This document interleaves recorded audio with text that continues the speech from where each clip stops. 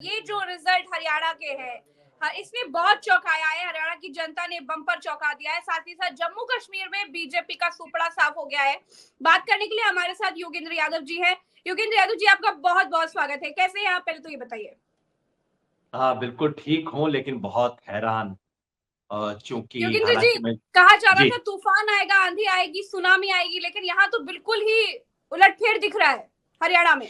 जी, उसी वजह से मैं कह रहा हूँ, मैं बिल्कुल हैरान हूँ चूँकि हालाँकि कोई चुनावी भविष्यवाणी मैंने नहीं की थी, लेकिन हम्म। पिछले महीने भर से मैं बार-बार कह रहा हूँ कि देखिए सीटों की भविष्यवाणी में मुझे दिलचस्पी नहीं है, लेकिन कांग्रेस जीत रही है। कांग्रेस आगे है, अब हवा है, आंधी है, सुनामी है, ये नहीं जानता, लेकिन कांग्रेस आगे जी। है, ये मेरी समझ थी। ऐसा परिणाम नहीं। जी। समझ मेरी क्यों थी, मैंने बताया था, उसके 2-3 कारण थे समझ होने के। पहला तो कि ऐतिहासिक मामला है। हरियाणा में हर बार लोकसभा चुनाव में बीजेपी का जो परफॉर्मेंस होता है, उसके बाद विधानसभा चुनाव में बीजेपी नीचे आती है। 2014 में हुआ, 19 में हुआ और यही मेरी अपेक्षा थी 2024 में। मैं इसलिए भी मानता था कि मैं खुद वहाँ घूमा अपने सहयोगियों के साथ, बिल्कुल ज़मीन पे साधारण लोगों से बात की और एकदम मूड था कि भई अब कांग्रेस की हवा है। और तीसरा जितने भी एग्ज़िट पोल वगैरह आए, मेरे ख़्याल में एक भी एग्ज़िट पोल ने अपना न्यूनतम आंकड़ा भी 45 से कम नहीं दिया था कांग्रेस के लिए। यस। हम्म। इस सब आधार पे एक समझ थी। लेकिन चुनाव तो एग्ज़िट पोल से नहीं होते ना, वो तो जनता के वोट से होते हैं। तो जनता ने जो अपना सिग्नल दिया है वो बहुत अलग है और ऐसा होने पे पहला रिएक्शन यही होना चाहिए, उँगली उठाने की बजाय अपने गिरेबान में झाँकना चाहिए। हमसे कुछ गलती हुई। हम्म। चुनाव लोकतंत्र की खूबसूरती ये है कि वो बड़ों-बड़ों को धूल चटा देती है, नेताओं को भी और विश्लेषण करने वालों को भी। इसलिए पहले ही अपनी बात सोचना चाहिए कि हमसे क्या गलती है। मुझे लगता है कि इसमें एक अंडर करंट था। जो हम जी। लोगों ने देखा, लेकिन उसकी कितनी स्ट्रेंथ है ये समझने में हम नाकाम रहे और वो किस तरह अंडर का अंडर करंट करें। ये था।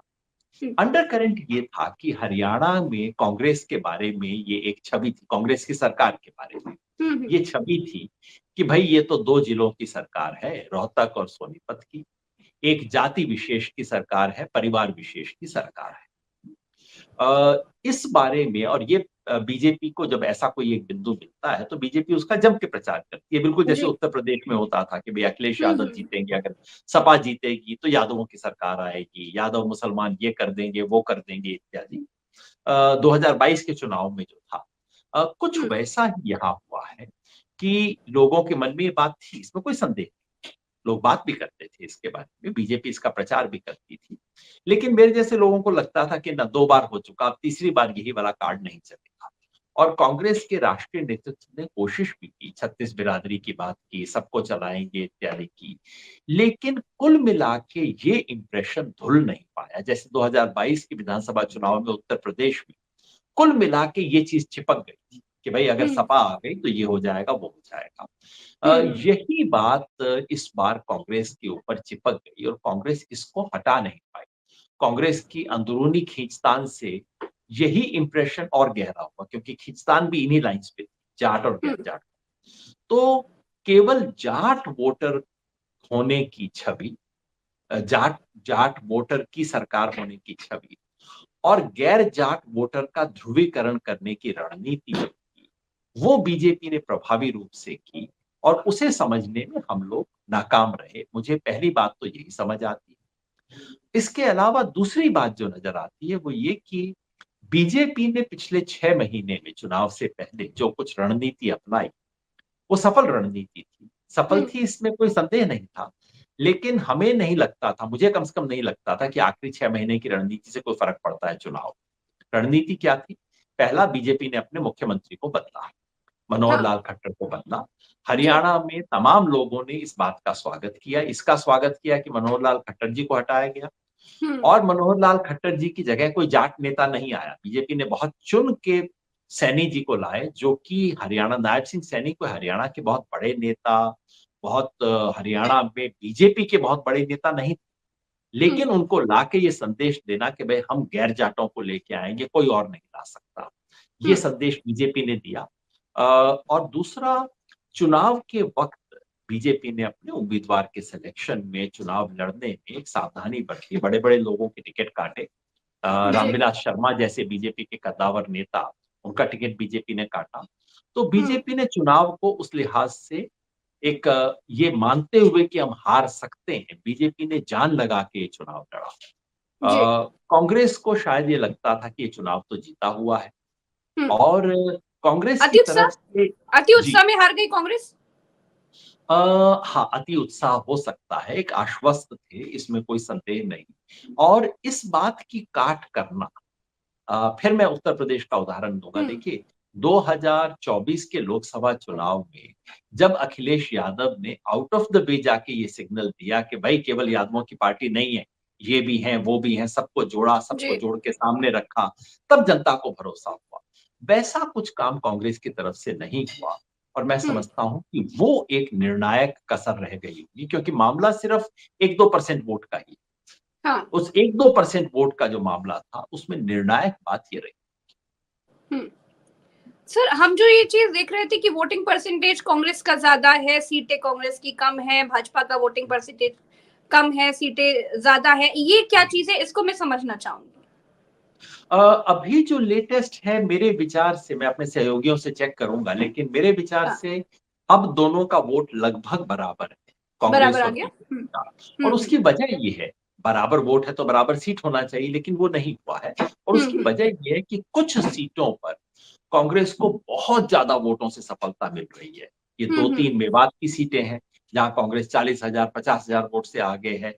भूपेंद्र सिंह हुड्डा जी की अपनी सीट है, जहां पे वो 45-40,000 वोट से आगे हैं।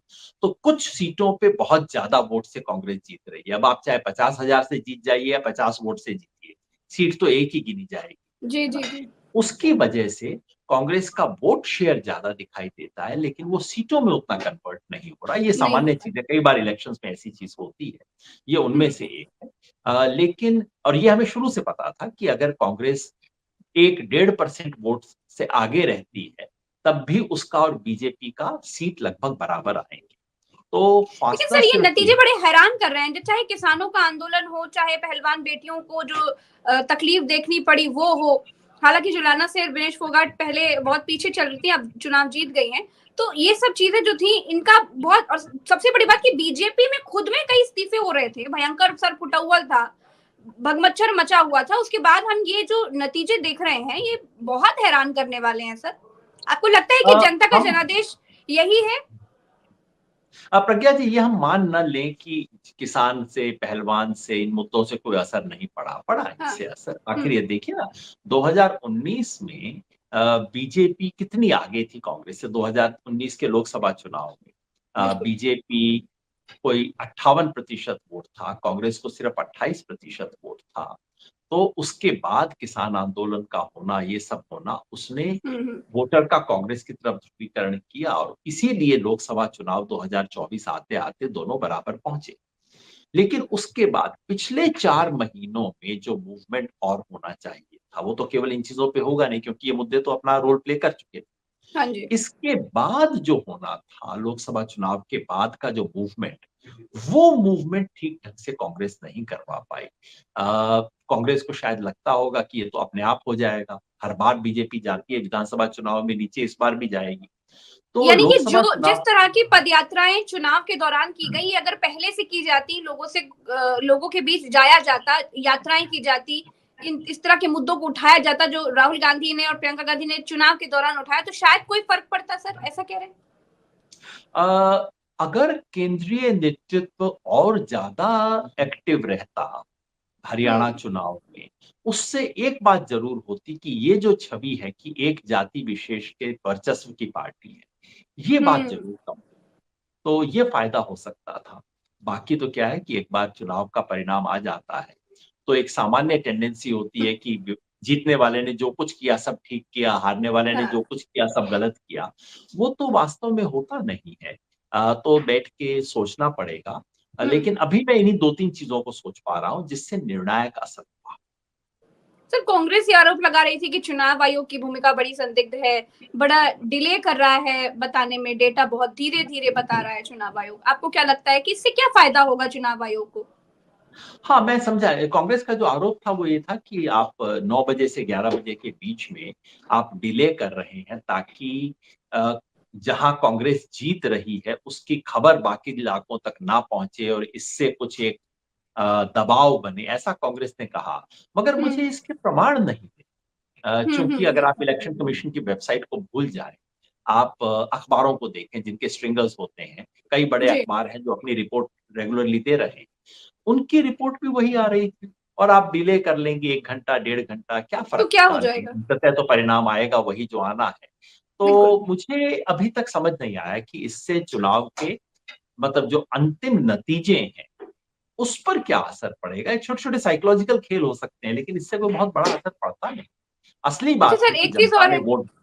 हम्म। जी। सर, नायब सिंह सैनी का एक बयान बड़ा वायरल हो रहा है इस समय पर, हर किसी के जबान पर है कि नायब सिंह सैनी ने कहा था, एक दिन पहले कहा था कि हमने व्यवस्थाएं कर रखी हैं, हम ही जीतेंगे, हमारी सरकार आ रही है। फिर कांग्रेस बाद में ईवीएम पर ठीकरा फोड़ेगी। ये व्यवस्थाएं अब लोकतंत्र में कौन सी होती हैं सर? हाँ, ये कहना मुश्किल है। ऐसा स्टेटमेंट एक संदेह तो पैदा करता है।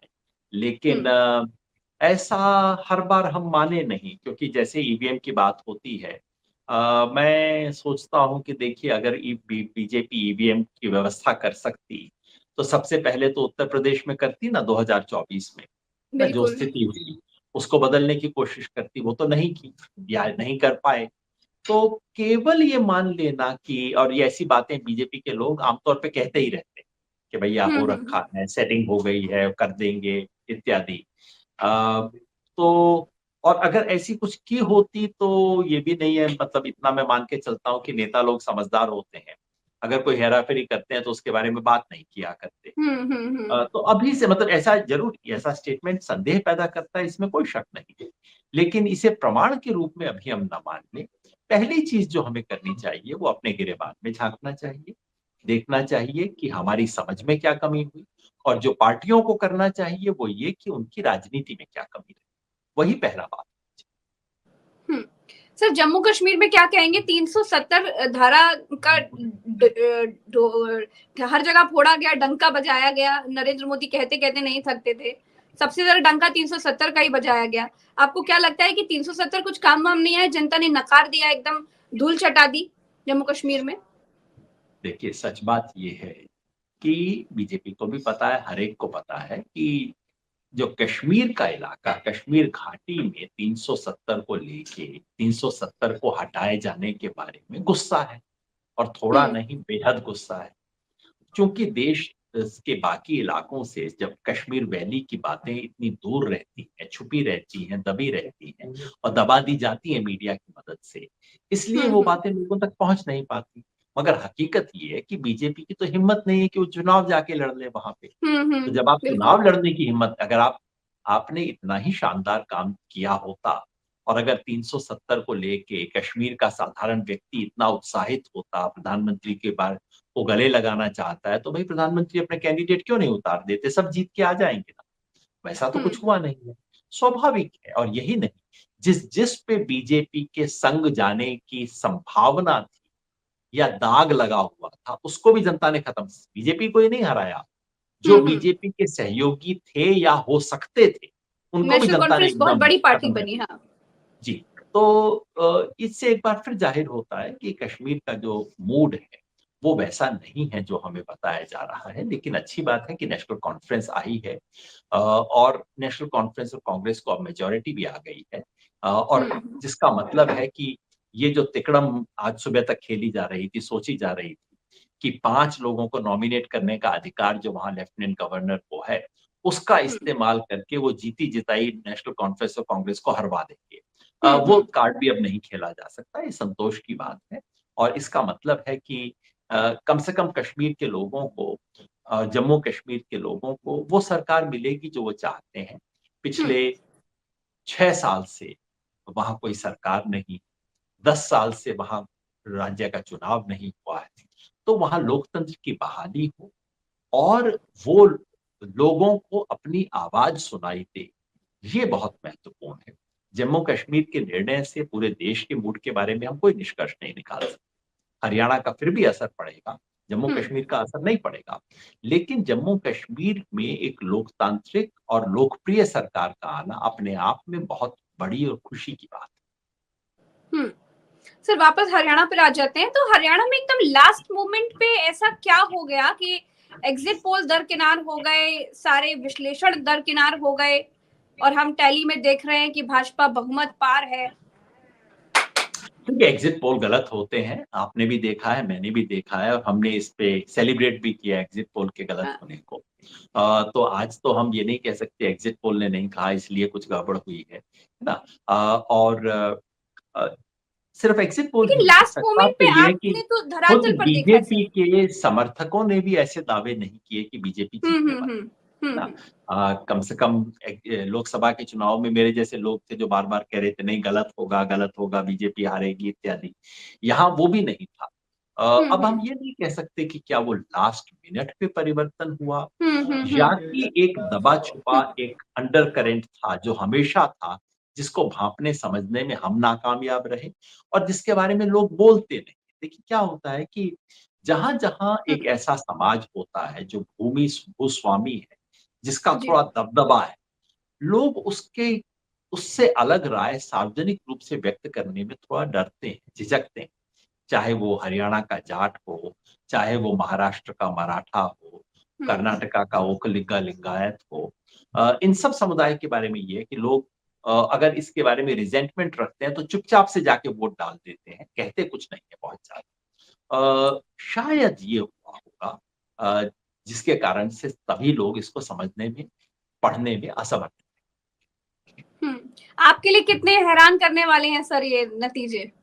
मैंने बताया ना मैं तो पिछले 35 साल से चुनाव देख रहा हूँ और अगर कुछ परिणाम एकमात्र तो नहीं, अगर 2, 4, हम्म 5 मैं गिनूँ, मैंने अब तक शायद सैकड़ों चुनाव कवर किए होंगे और हम्म उनमें से 2-4 चुनाव परिणाम जिन्होंने बिल्कुल हैरान कर दिया, वो उनमें से एक है। आज सुबह तक मुझे इसका कोई गुमान नहीं था, मैं खामखा बहुत ज़्यादा सुपर इंटेलिजेंट बनने की कोशिश करूँ और बताऊँ भैया सब कुछ जानता हूँ, ऐसी बात नहीं है। जैसे मैंने कहा लोकतंत्र सबको धूल चटाता है, हम हम्म। जैसे लोगों को भी सिखाता है कि ज़्यादा गुरूर मत करो, दोबारा जनता के बीच में जाओ, सीखो, सर झुका के, यही एक सीख हमें भी मिलती है और पार्टियों को भी। जी, चलिए योगेंद्र यादव सर आपका बहुत-बहुत शुक्रिया, आपने समय दिया और इस वक़्त पर हम यही चर्चा कर रहे थे कि कैसे कैसे हरियाणा में लास्ट मोमेंट पे बदलाव हो गए और बदलाव किस तरह के नतीजे हमें दिखा रहे हैं, बिल्कुल सामने हैं। क्या कुछ हुआ होगा, अंडर करंट क्या रहा, वो समझने की कोशिश कर रहे थे।